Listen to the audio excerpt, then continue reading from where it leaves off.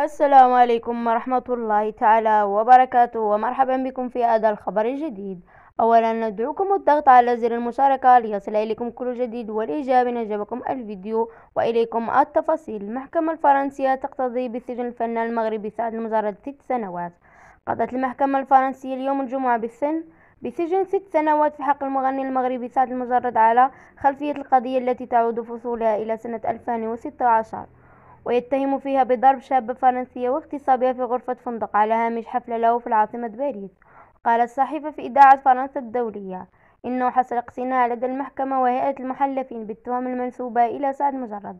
وبعد 7 ساعات من المداولة قالت المحكمة إنها مقتنعة بحصول واقعة الاغتصاب الذي وصفتها بشكل ثابت ودقيق المدعي المدني في قضية لورا بريول، وأصدر أمر بحبس ما يعني أن سعد مجرد سيودع السجن على الفور. عفوا، سيودع في السجن على الفور.